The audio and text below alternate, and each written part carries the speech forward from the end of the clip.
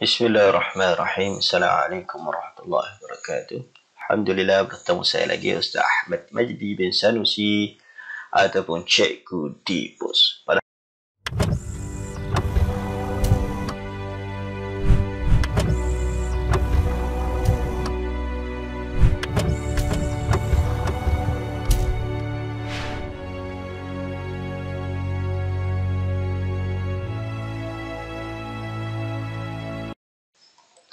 Bismillahirrahmanirrahim. Assalamualaikum warahmatullahi wabarakatuh.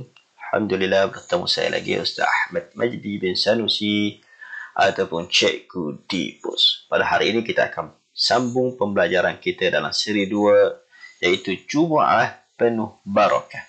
Jumu'ah dalam bahasa Arab disebut Jumu'ah. Jadi Jumu'ah penuh barakah ini berada dalam pendidikan Islam tahun 5 bidang ibadah buku teks muka surat 120 hingga 123. Standard kandungan kita pada hari ini bagi guru-guru 4.3, standard pembelajaran 4.3.4, 4.3.5, 4.3.6, 4.3.7 dan terakhir 4.3.8.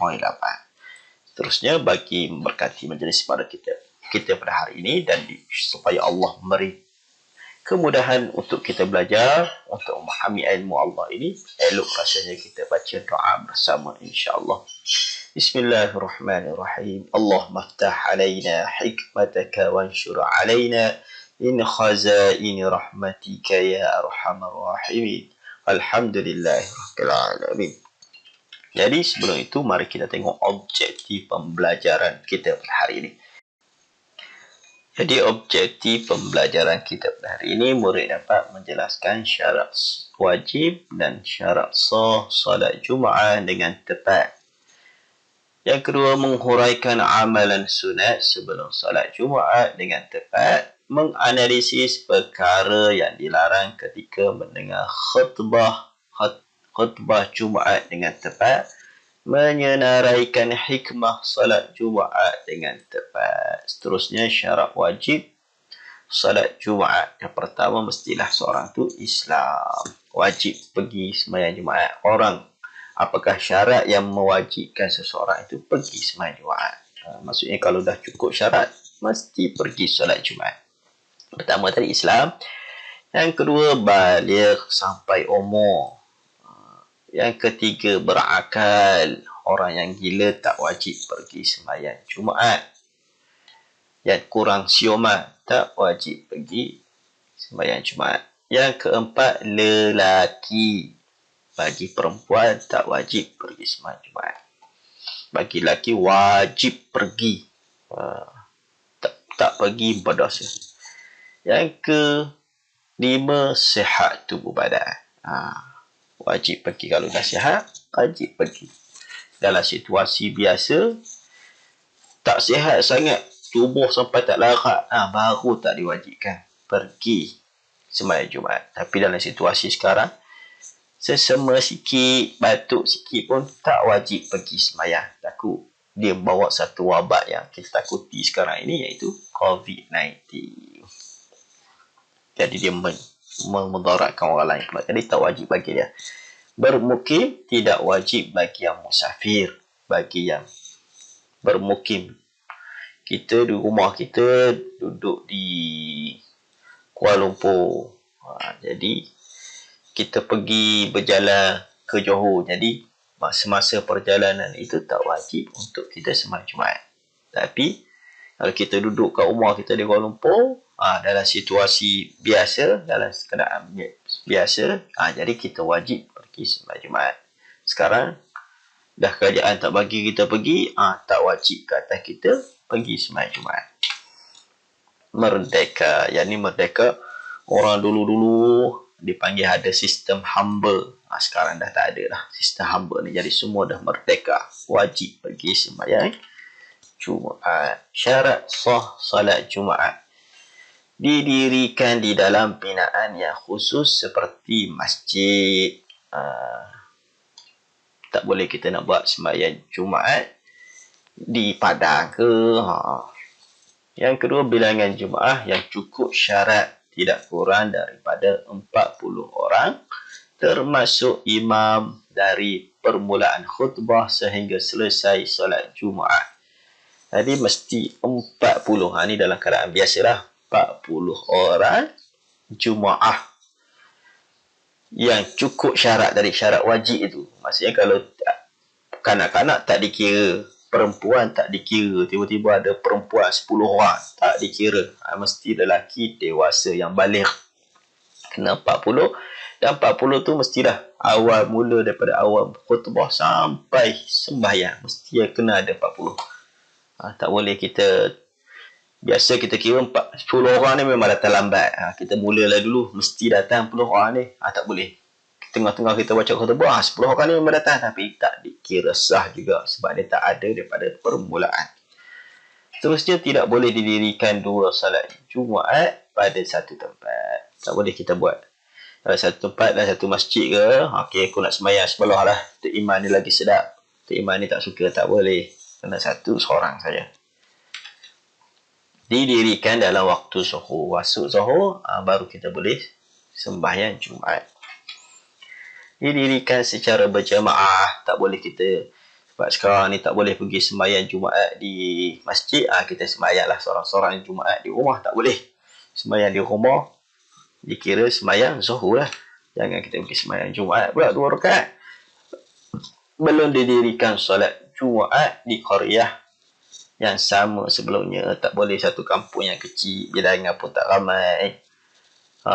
Kita buat satu masjid depan rumah kita, mudah sikit, dekat sikit, kita buat sembahyang Jumaat. Tak boleh. Nanti berpecah pula orang kampung tu pergi 2. Dah tak cukup 2 masjid tu. Tak boleh. Didahului dengan 2 khutbah. 2 khutbah ini seperti yang dibincang sebelum ni. Khatib naik baca khutbah, lepas tu dia duduk sekejap, tu selesai satu khutbah. Nanti dia bangun balik, 2 khutbah. Itu maksudnya 2 khutbah. Amalan sunat sebelum solat Jumaat. Memotong kuku. Hari Jumaat disunatkan kita potong kuku. Yang kedua, memotong atau mencabut bulu-bulu di badan. Bulu-bulu yang sunat kita potong lah. Rambut bagi lelaki, misai jangan bagi panjang, janggut trim-trim sikit, bulu hidung jangan bagi keluar, bulu ketiak, itu bulu-bulu yang sunat kita potong. Bulu kening janganlah pula. Bulu kening haram hukumnya kalau kita potong. Seterusnya, mandi sunat Jumaat. Sebelum pergi sembahyang Jumaat, sunat kita mandi. Niat saya ke mandi sunat hari Jumaat kerana Allah Ta'ala dapat pahala. Seterusnya, memakai pakaian terbaik. Cari yang cantik-cantik sikit. Memakai wangi-wangian. Minyak wangi, bagi bau wangi. Pilihlah minyak wangi pun di pasaran sekarang banyak. Ada yang jenis sembuh, ada yang jenis calik, macam-macam. Bersegera ke masjid. Kalau boleh pergi awal, sebelum zuhur dah pergi dah. Kita duduk di masjid beriktikaf. Beriktikaf di masjid, kita pergi awal, dapatlah kita beriktikaf. Pahala iktikaf, naik-naik masjid, duduk, sembahyang dulu sunat tahiyatul masjid. Betul, niat iktikaf. Niat iktikaf duduk diam pun dah dapat pahala. Apatah lagi kita banyakkan baca Al-Quran, berzikir dan berselawat dalam tu. Lagi dapat banyak pahala. Dan hari Jumaat ni adik-adik istimewa. Ada satu masa, hadis Rasulullah SAW sebut, akan ada satu masa dimakbulkan doa. Jadi adik-adik banyakkan membaca Quran, banyak berzikir, banyak berdoa. Sehari bermula daripada hari Khamis malam tu, malam Jumaat tu, sampai ke petang hari Jumaat sebelum maghrib. Jadi ada satu masa Allah akan makbulkan doa kita. Jadi kita setiap doa kukuk terkena masa dia, Allah akan makbulkan. Diam mendengar khutbah. Dengan khutbah diam dapat pahala. Seterusnya, perkara dilarang ketika khutbah. Tidur. Tidur ni cabaran besar sebenarnya bagi orang lelaki. Sebab tengah tu time tu panasnya, apa semuanya, tengah letih tubuh. Jadi perlu kita lawan lah. Tak nak bagi. Jangan tidur sampai tidur menerak terus tu. Yang tu kurang ajar pula. terlelap dan sebagainya. Terusnya bermain dan bergurau. Pergi kat masjid jangan bermain dan bergurau. Lagi-lagi ketika khutbah itu bermain telefon, yang ni nampak diam kita je, tapi tak boleh, macam tak sesuai tempat dia. Simpan dululah telefon itu. Kalau boleh letak kat rumah, tak payah bawa telefon tu. Sebab kita masa itulah kita nak mendekatkan diri kita kepada Allah Subhanahu Wa Taala. Okay. Bercakap, tak boleh bercakap ketika khutbah. Jadi hikmah salat Jumaat melatih diri menjadi hamba yang taat kepada perintah Allah. Melatih diri menjadi hamba yang taat kepada perintah Allah. Itu hikmah salat Jumaat. Jadi perintah Allah walaupun sekecil-kecil kita buat itu adalah tanda kita menzahirkan kita taat perintah dia. Walaupun kecil saja. Jadi kita menzahirkan kita sebagai hamba yang taat perintah Allah itu adalah satu perbuatan yang mulia lah. Seterusnya merapatkan ukhuwah, memupuk perasaan kasih dan sayang. Kadang-kadang kita sibuk bekerja dan sebagainya. Jadi solat Jumaat seminggu sekali inilah tempat medan untuk kita bertemu masyarakat setempat. Kadang kita bertemu, kita kenal lah siapa jiran kita, siapa tetangga kita. Seterusnya mendengar nasihat, teguran, bimbingan dan pedoman daripada khutbah. Jadi khutbah itu sebagai tazkirah wajib. Hari Jumaat ni khutbah itu tazkirah wajib untuk kita. Baik. Paling-paling tidak pun seminggu sekali kita dengar jugalah kalam-kalam daripada Al-Quran, hadis, nasihat-nasihat supaya melembutkan hati kita. Ingat kita ini manusia yang beragama, manusia yang ada Tuhan, manusia yang ada pendirian kita, iaitu Islam, itu iman kita itu.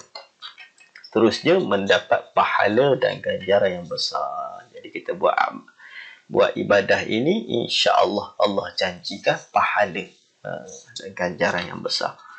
Melatih diri melakukan perkara yang baik secara berjamaah. Daripada kita sembahyang buat ramai-ramai, melatih diri kita dalam masyarakat kita. Apabila kita bersatu padu, kita mudah buat satu keputusan dan sebagainya dalam masyarakat kita. Buat secara berjamaah benda-benda dalam satu perkara itu. Dan yang terakhir, lambang perpaduan dan kekuatan umat Islam. Jadi apabila kita daripada solat, melatih kita keluar daripada masjid, melatih kita untuk hidup bermasyarakat ramai-ramai. Itu yang kita nak dalam Islam ini. Bukannya yang sembahyang lain, kat luar lain. Tak, jangan. Dalam sembahyang kita boleh duduk satu saf, kita boleh duduk ikut satu imam. Kenapa di luar sembahyang tak boleh? Jadi Islam nak latih kita pergi sembahyang, itulah kekuatan kita ramai-ramai. Di luar pun macam itu. Itu menjadi kekuatan kepada kita. Jadi sekadar itulah perkongsian Ustaz pada hari ini. Jadikan Al-Quran sebagai bacaan harian kita. Wabillahi taufiq wal hidayah. Assalamualaikum warahmatullahi wabarakatuh. Semoga bertemu lagi.